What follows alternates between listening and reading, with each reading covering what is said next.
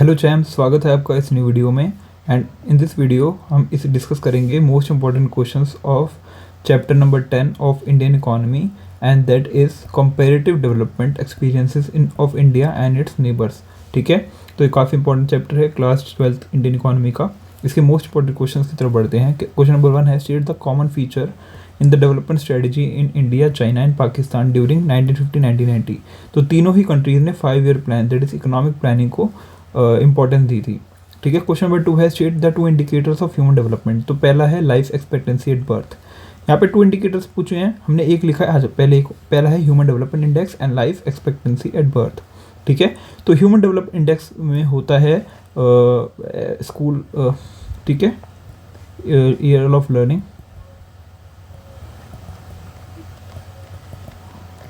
ठीक है, and I think house education हो गया, हाउस हो गया, ठीक है, and standard of living.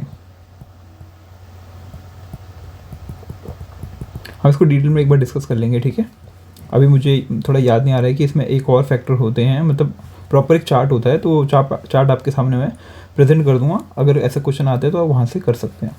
Question number 3, explain the meaning of great leap forward campaign with reference to China. ठीक है, तो great leap forward campaign was the policy aiming at industrialisation on a massive scale in China. ठीक है, तो massive scale पे China में industrialisation करने के लिए जो उन्होंने स्कीम लॉन्च की थी उसको कहते हैं great leap forward. Okay, question number 4 है, in which year the great proletarian cultural revolution introduced by China, by in home and by, मतलब कहाँ पे स्टार्ट हुआ था। तो ये स्टार्ट हुआ, इंट्रोड्यूस हुआ था 1966-67 और स्टार्ट किया था माओ जेडंग। ठीक है, माओ से टूंग ने किया था ये। ठीक है, क्वेश्चन नंबर 5 है, नेम द प्रोग्राम दैट वो introduced in China to control the growth of population. तो वन चाइल्ड नाउ, इसको वन चाइल्ड पॉलिसी भी कहते हैं। ठीक है, इसकी वजह से चाइना ने अपनी पॉपुलेशन को कंट्रोल किया था। एक सेकेंड, पॉपुलेशन में, ठीक है, कंट्रोल किया था क्योंकि उनकी पॉपुलेशन जो है बहुत ज़्यादा राइज कर रही थी। अब जो है हाईएस्ट पॉपुलेशन वाली कंट्री है वो है इंडिया। ठीक है, 2024 के बाद से। ठीक है, उसके पहले चाइना थी। क्वेश्चन नंबर 6 है, by whom is the human development index prepare. तो ये यूनाइटेड नेशन डेवलपमेंट प्रोग्राम, जिसको UNDP भी कहते हैं। ठीक है, ये रिस्पॉन्सिबल होती है ह्यूमन डेवलपमेंट इंडेक्स प्रिपेयर करने के लिए। ओके, क्वेश्चन नंबर 7 है, what is meant by commune system in farming. तो it's a collective system of farming practice in China. ठीक है, कलेक्टिव सिस्टम, ठीक है, यानी कलेक्टिव सिस्टम ऑफ फार्मर्स, ठीक कह सकते हैं कि इस सिस्टम को कम्यून सिस्टम। क्वेश्चन नंबर 8 है, what can you say about sex ratio of India, Pakistan and China. तो sex ratio is based against females in all the 3 countries. Females के बेस पे सेक्स रेशो कैलकुलेट होता है तीनों कंट्रीज में। क्वेश्चन नंबर 9 है, in what context of India and Pakistan which sector contribute the highest towards the growth towards the GDP of a country. तो in India Pakistan service tertiary sectors कह सकते हैं is highest in the GDP of the country, क्योंकि service sector की growth ज़्यादा हुई है India में। क्वेश्चन नंबर 10 है, what change take place in sectoral share of employment in normal course of employment. तो in normal course of development countries first shift to their employment from agriculture to manufacturing and then to service. ठीक है, तो पहले agriculture होता है, फिर manufacturing होता है, एंड देन हमारा लास्ट में सर्विस होता है। इस तरीके से ग्रोथ प्रोग्रेस होती है। ठीक है, शेयर ऑफ एम्प्लॉयमेंट चेंज होता है कोर्स। ओके, क्वेश्चन नंबर 11 की तरफ बढ़ें। तो explain why China is able to lead in the human development indicators. ठीक है, व्हाट वर द रीजंस कि चाइना लीड कर गया। तो कह सकते हैं China is able to lead in almost all the human development indicator because establishment of infrastructure in the areas of education, health, land reforms, long existing of decentralized planning and existence of small enterprises which can be easily regulated. These were the reasons, कह सकते हैं कि इस वजह से China जो है lead कर गया। ठीक है, even before the reforms basic health services वहाँ की जो विलेज में देते थे, और food was equitably distributed through the commune system. ठीक है, each reform was implemented on a small scale initially and then spread out on large scales. Our laws or policies such as one child norm and or among other were strictly enforced. तो कह सकते हैं कि these were the reasons, किस वजह से human development indicators में China जो है एबल कर गया, लीड कर गया। ओके, क्वेश्चन नंबर 12 है what are the special economic zones and why do they attract foreign investors. तो स्पेशल इकोनॉमिक जोन क्या होता है, एक जियोग्राफिकल रीजन कह सकते हैं गवर्नमेंट डिसाइड करती है that is economic laws different from countries typical economic laws. Usually the goal is to increase the foreign investment. तो वहाँ पे टैरिफ जो है रिडक्शन होता है, वहाँ पे शायद टैरिफ नहीं देना पड़ता, ये काफ़ी छूट देती है गवर्नमेंट, ठीक है। इस्टेब्लिश करने के लिए इंडस्ट्रीज़ जो है लाइसेंस और ये सब चीज़ें बहुत ईजिली प्रोवाइड करती है, ठीक है। तो बेसिकली उन वहाँ पे इकोनॉमिक एक्टिविटीज़ के लिए जो लॉज होते हैं वो डिफरेंट होते हैं एज़ कम्पेयर टू द जो पूरी इंडियन मतलब पूरी कंट्री के अंदर इकोनॉमिक लॉज होते हैं। तो स्पेशल इकोनॉमिक जोन अट्रैक्ट करते हैं इन्वेस्टर्स को as they offer high quality infrastructure facilities, support services, ठीक है। इसके अलावा duty free import, capital goods and raw materials भी देते हैं। Attractive physical incentives, simple customs, banking and other procedures are offered in this zone, ठीक है। Question number 13 है enumerate the areas in which India has an edge over Pakistan. तो in areas skilled man power, research and development institution, India is better than Pakistan. Indian scientists excel in the areas of defense technologies, space research, electronics, avionics, genetics, and telecommunication, etc. So, the number of PhDs produced by India in science and engineering every year, about 5,000, is higher than the entire stock of PhD in Pakistan. So, issue of health facilities in general and infant mortality in particular are better addressed in India. So, these can be reason जहाँ पे हम कह सकते हैं या areas हैं जहाँ पे इंडिया के पास एज है ओवर द पाकिस्तान, ठीक है। देख ग्रेट लीप फॉरवर्ड को अगेन क्वेश्चन आया जो इंडिया चाइना में इंट्रोड्यूस हुआ था 1958 में, तो उसको एक्सप्लेन करा यहाँ पे, ठीक है। क्वेश्चन नंबर 15 है people prefer to have a male child in many developing countries including India, China and Pakistan. क्यों ऐसा फिनोमेना है और ऐसा क्यों विटनेस किया जाता है? क्योंकि रूरल और अर्बन पॉपुलेशन में इकोनॉमिक एंड ट्रेडिशनल इंसेंटिव का है कि प्रेफर करते हैं सन को over daughters. Son are preferred as they provide primary financial support to the parents, ठीक है। क्योंकि वुमेंस की शादी हो जाएगी तो वो बेसिक ज़्यादातर कल्चर्स में देखा गया है तो वो अपने हस्बैंड के घर चले जाते हैं, तो फाइनेंशियल सपोर्ट जो पेरेंट्स को करना है वो थोड़ा सा डिफिकल्ट हो जाता है उस केस में। और वुमेन चेंज करते हैं अपना surname to husband surname after marriage. For some families one daughter in laws name instead of a daughter's name would be added in the Foucault family tree. Therefore, if a family had no son, the fortune and name of the family would have no legal heirs. यानी आगे की कोई वंश नहीं रहेगा, ठीक है, वंशज नहीं रहेगा अगर कोई मेल चाइल्ड नहीं है तो the choice of small families also affect the people's view on the sex of their child, ठीक है।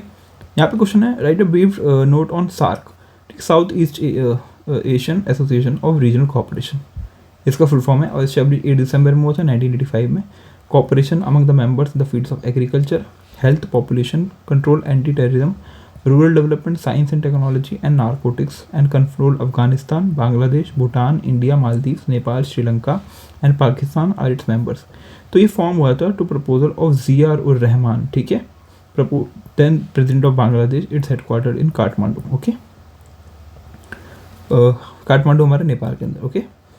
क्वेश्चन नंबर 17 है write a brief note on the human development index, proper यहाँ पे दिया हुआ है, ठीक है। इसको इंट्रोड्यूस किया था पाकिस्तानी इकोनॉमिस्ट महबूब उल हक ने, ठीक है, और इंडियन इकोनॉमिस्ट अमर्त्य सेन 1990 में। तो एवरी ईयर जो UNDP है वो कंप्यूट करता है इस इंडेक्स को फॉर वेरियस कंट्रीज और पब्लिश करता है, ठीक है। तो ये एस्पेक्ट दिखाता है परफॉर्मेंस ऑफ हेल्थ, एजुकेशन, ठीक है। मैंने हेल्थ वाला कंपोनेंट मिस कर रहे थे, हेल्थ भी इसी में आता है ह्यूमन डेवलपमेंट इंडेक्स में। एजुकेशन होता है, लाइफ एक्सपेक्टेंसी होता है, ठीक है। क्वेश्चन नंबर 18 है explain the similarities in the development strategies of India, Pakistan and China. तो स्ट्रेटजीज हमें सिमिलरिटीज बताना है, ठीक है, हमें डिफरेंसेस नहीं बताने, ठीक है।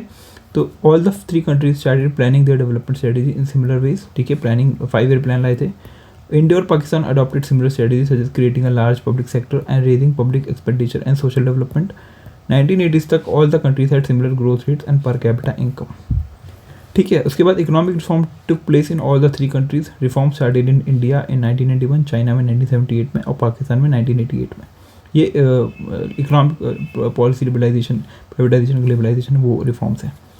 Question number 19 enumerate the areas in which Pakistan had an edge over India. तो कह सकते हैं migration of work from agriculture to industry, migration of people from rural to urban areas, ठीक है, यहाँ पे बेटर है। Access to improve water sources अच्छा है, number of people below poverty line कम है, ठीक है, ठीक है। क्वेश्चन नंबर 20 है what is the important implication of one child now. तो क्या क्या था, लो पॉपुलेशन ग्रोथ हुआ, ठीक है, इसकी वजह से decline sex ratio move after few decades, there will be more elderly population in the proportion to young people, और in the long run China will have to provide more social security measures with fewer workers. देखिए, क्योंकि अगर हम ज़्यादा बच्चे नहीं होंगे, ज़्यादा यंग पॉपुलेशन नहीं है, तो ओल्ड पॉपुलेशन जो है बढ़ेगी, ठीक है. जब ओल्ड पॉपुलेशन बढ़ेगी और यंग पॉपुलेशन, ठीक है, यंग पॉपुलेशन कम होगी, तो क्या होगा, इनके ऊपर जो सोशल सिक्योरिटी बेनिफिट्स हैं लाइक इंश्योरेंस, ठीक है, और हेल्थ, अगर ये इनकी क्वांटिटी बढ़ रही है तो हेल्थ इंश्योरेंस इन सब की प्रोवाइड जो करती है गवर्नमेंट, ठीक है, उनका खर्चा एक्सपेंडिचर इन सब चीज़ों पे बढ़ेगा. तो कह सकते हैं कि सोशल सिक्योरिटी मेजर्स में बहुत ज़्यादा पैसे लग रहे थे और as compare to young population जो उनको रिक्वायरमेंट थी वर्कर्स की, क्योंकि यंग लोग ही काम करेंगे इंडस्ट्रीज़ के अंदर, ठीक है, डिफरेंट सेक्टर्स में, तो उनकी कमी थी. तो रेवेन्यू जनरेशन का जो सोर्स था वो कम हो रहा था और पैसा एक्सपेंडिचर का सोर्स बढ़ रहा था, क्योंकि यहाँ पे सोशल सिक्योरिटी स्कीम से पैसा लगता था गवर्नमेंट का. तो ये कह सकते हैं कि ये एक इम्प्लीकेशन था, नेगेटिव इम्प्लीकेशन था वन चाइल्ड नॉर्म का.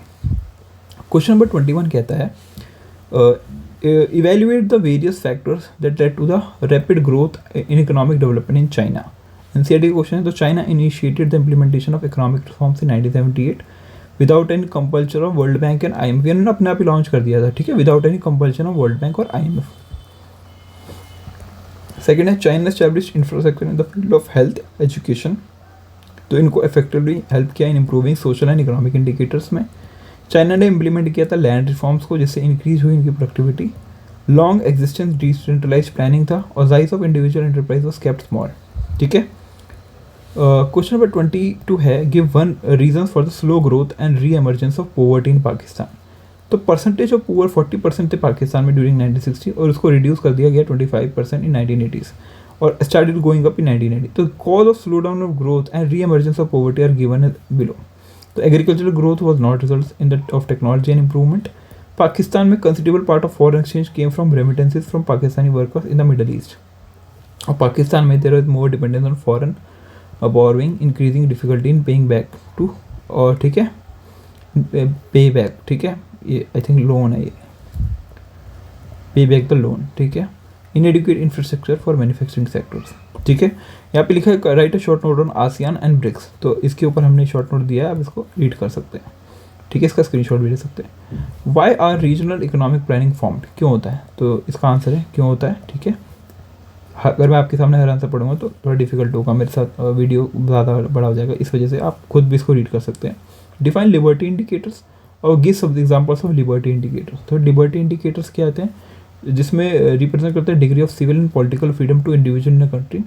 तो they should be considered along with indicators of income, health, education, human development index. One such indicators actually being addressed as a major is the extent of democratic participation. लोगों का participation in social and political decision making, ठीक है, but it does not been given any extra weight, ठीक है, नहीं दिया गया extra weight इसको, ठीक है. So other liberty indicators measures the extent of constitutional protection given to the citizens or the extent of constitutional protection of the independence of the judiciary of the rule of law which have not introduced in HDI till now, ठीक है, अभी तक नहीं है. तो without including such indicators and giving them adequate weightage, the construction of a human development index remain incomplete and it's usefulness remains limited.